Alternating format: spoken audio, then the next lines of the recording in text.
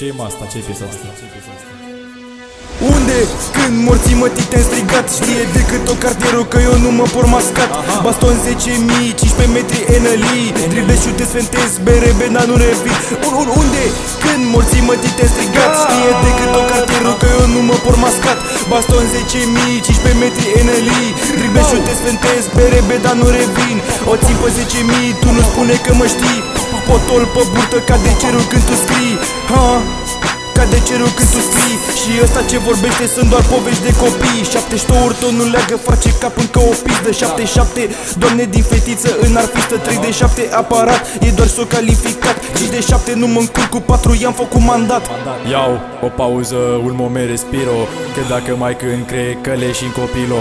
Prr, prr, prr, pe burtă stop, vă pun o travă în pahar, nu e vreun antidot. Unde? Când morții mătii te-am strigat. Știe decât o cartierul că eu nu mă por mascat. Baston 10.000, 15 metri enălii, drible, șute, sfentez, BRB, dar nu revin. Unde? Când morții mătii te-am strigat. Știe decât o cartierul că eu nu mă por mascat. Baston 10.000, 15 metri enălii, drible, șute, sfentez, BRB, dar nu revin. O țin pe 10.000, tu nu spune că mă știi. Potol pe burtă ca de cerul când tu scrii. Ca de cerul când tu scrii. Și ăsta ce vorbește sunt doar povești de copii. Vă încurc un pic, nu mai știi ce zic. Mă dau și pe franceză, comme un savage acoustic. Ce n'est pas un frère, il n'est pas confrère. Pas d'intelligence, il n'est pas comprendre. Ya, je m'appelle CRW. Se roagă de mine, în genunchi se pune. Il est mon frère. O dau pe italiană, ampia moncle. Unde?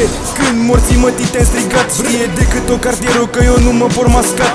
Baston 10.000, 15 metri enălii, drible, șute, sfentez, BRB, dar nu revin. Unde? Când morții mătii te-am strigat. Știe decât o cartierul că eu nu mă por mascat. Baston 10.000, 15 metri enălii, drible, șute, sfentez, BRB, dar nu revin. O țin pe 10.000, tu nu spune că mă știi. Potol pe burtă ca de cerul când tu scrii. Ca de cerul când tu scrii. Și ăsta ce vorbește sunt doar povești de copii. Să moră că nu e Generation Wealth, asta e nebun la cap. E nenorocire. Ce aia că e nebun la cap?